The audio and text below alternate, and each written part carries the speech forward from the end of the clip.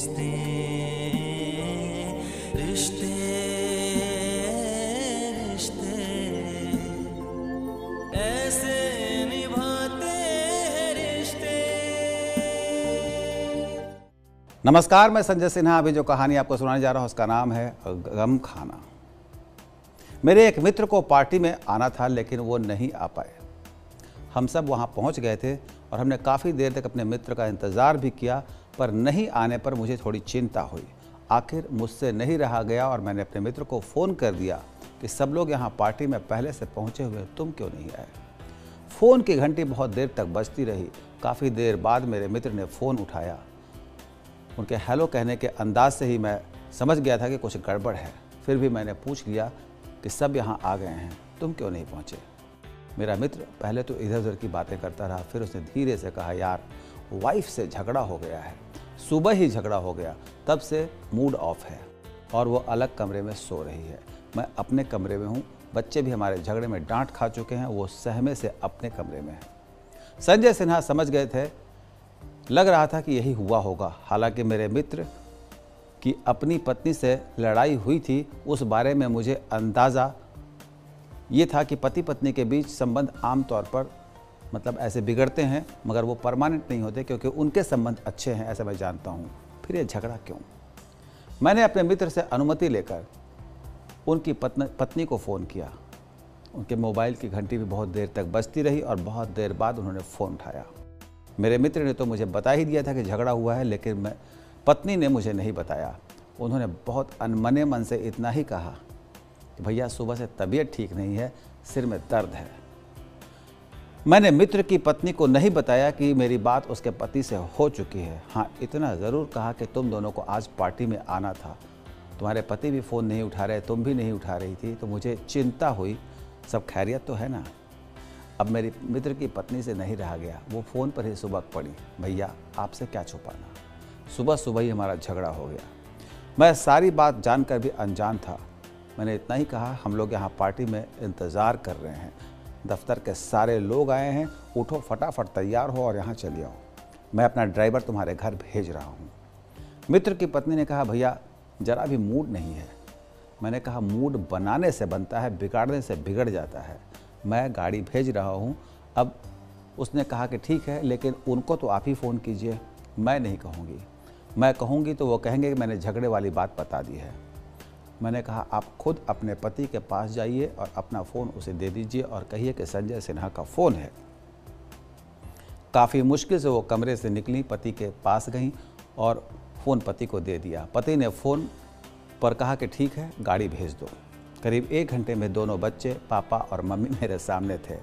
बच्चे खुश थे कि संजय अंकल ने उन्हें पार्टी में बुला लिया। माँ भी खुश थी कि चलो किसी बहाने बर्फ़ तो पिघली। क्योंकि हम एकल परिवार में हैं, इसलिए अब रिश्तों के बीच आए अहंकार की बर्फ़ को पिघलने का मौका सहज रूप से नहीं मिलता। पार्टी में अपने दोस्त की पत्नी से मैंने अलग से पूछा कि तुम्हारे बीच आमतौर पर झगड़ा किस बात पर होता है। दोस्त की पत्नी ने बताया, झगड़े की कोई वजह नहीं होती, बस बात से बात निकलती है और फिर वो बहस में बदल जाती है। मैं थोड़ी देर तक सुनता रहा, फिर सोचता रहा। आजकल माँ बाप बच्चों को महंगे स्कूलों में पढ़ाते हैं, उनकी सारी सुविधाओं का पूरा ख्याल रखते हैं। धीरे धीरे बच्चे बड़े होते हैं, एक दिन उनकी शादी हो जाती है, फिर वो अपनी अपनी नौकरी पर माँ बाप से अलग हो जाते हैं। ऐसे में वो खुद ही प्यार से रहते हैं, खुद ही झगड़े में पड़ते हैं। समस्या कहाँ है? समस्या पूरे लालन पालन में है। ये सही है कि एक लड़की जिसे घर में कभी किसी बात पर किसी ने टोका ही नहीं, जिसके मन में यही बैठाकर बड़ा किया गया कि तुम सर्वश्रेष्ठ हो, उसे उसका पति कई बार उसी रूप में स्वीकार नहीं कर पाता, तो लड़की के अहंकार को ठेस पहुंचती है।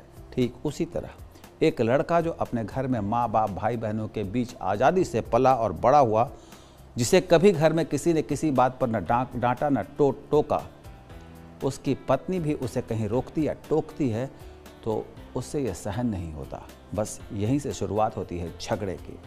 मतलब कसूर दोनों में से किसी का नहीं, पर कोई बात अटक जाती है और मुंह लटक जाता है। मुझे लगता है अधिकतर घरों में कहानी ऐसी ही होगी। दरअसल ये माँ बाप की जिम्मेदारी है कि अपने बच्चों को सिर्फ स्कूल कॉलेज की ऊंची तालीम ही न दिलवाएं, उन्हें ज़िंदगी का पाठ भी पढ़ाया जाए। उन्हें रिश्तों का पाठ पढ़ाया जाए, उन्हें शादी के लिए तैयार किया जाए, उन्हें नए रिश्तों में जीने का सलीका समझाया जाए। डॉक्टर या इंजीनियर या किसी और सरकारी नौकरी के लिए तो हम बच्चों को तैयार बचपन से करते हैं, पर रिश्तों को जीने के लिए कभी तैयार नहीं करते। पहले की माएँ अपनी बेटियों को पति, सास, ससुर के साथ रहने का सलीका समझाती थीं, बताती थीं कि तुम नए घर में जा रही हो, वहाँ तुम्हें ऐसे रहना होगा, वैसे रहना होगा।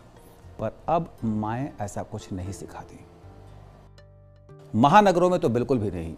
ठीक इसी तरह पहले लड़कों को पिता भी बेटों का जो ज़िंदगी का पाठ है उसको पढ़ाया करते थे बेटों को। मुझे याद आ रहा है कि शादी के कुछ ही दिनों के बाद सुबह के नाश्ते को लेकर मेरी पत्नी से बहस हो गई थी। उसमें मेरी पत्नी ने उपमा बनाया था जो मुझे बिल्कुल पसंद नहीं था। मैंने उपमा खाने से मना कर दिया था। मेरी पत्नी को मेरा व्यवहार बहुत बुरा लगा था, वो रोने लगी थी। फिर मेरे पिताजी मेरे साथ थे उस वक्त। उन्होंने मुझे अपने पास बुलाया और पूरी बात पूछी। फिर उन्होंने मुझे समझाया कि एक दिन उपमा खा लेने से तुम्हारा कुछ बिगड़ेगा नहीं, आज खा लो, फिर तुम इसे बताना कि तुम्हें क्या पसंद है और क्या पसंद नहीं है। उन्होंने मुझे समझाया था कि रोज़ नाश्ता तुम्हारी पसंद का बने ये बहुत ज़रूरी नहीं है। अगर कभी नाश्ता तुम्हारी पसंद का ना भी मिले तो तुम्हें उसके बनाने का मान रखते हुए उसे खा लेना चाहिए। फिर हंसते हुए उन्होंने मुझे समझाया था कि बेटा, नाश्ता खाना तो तुम बाहर भी जाकर अपनी पसंद का खा सकते हो, पर बिगड़े रिश्ते बाहर नहीं बनेंगे, उन्हें तो यही ठीक करना होगा। पिताजी आज नहीं हैं। आज कभी हमारा झगड़ा होता है तो कोई समझाने वाला नहीं होता है, लेकिन पिताजी की एक बात मेरे मन में आज भी बैठी है। वो कहते थे, कम खाना गम खाना। उम्मीद है कहानी का मर्म आप तक पहुंच गया होगा और अब आपको ले चलता हूं संदेशों के संसार में। नमस्कार संजय सिन्हा सर, मैं आपकी कहानियाँ हर रोज़ सुनती हूँ और हमें आपकी कहानियों से बहुत प्रेरणा भी मिलती है और आप ऐसी कहानी सुनाते रहिए। संजय सिन्हा जी, हमें आपकी कहानी बहुत अच्छी लगती है। आपकी कहानी बहुत सीखदायक होती है। हम अपने परिवार के साथ देखते हैं बैठ के। संजय अंकल, आपका कहानी मुझे बहुत अच्छी लगती है। मैं बहुत अच्छा से सुनती हूँ और बहुत ध्यान से सुनती हूँ। बहुत बहुत धन्यवाद। आप लोग इसी तरह संदेश भेजते रहें। अपना मोबाइल फ़ोन उठाइए और अपने संदेश को रिकॉर्ड कीजिए और इस नंबर पर हमें व्हाट्सएप कर दीजिए। नंबर है 8383000269 8383000269। आप चाहें तो मेल भी कर सकते हैं। ईमेल आईडी है ss kahani@aajtak.com। तो आज के लिए इतना ही। कल फिर आऊँगा नई कहानी के साथ। अभी अपने दोस्त संजय सिन्हा को विदा दें।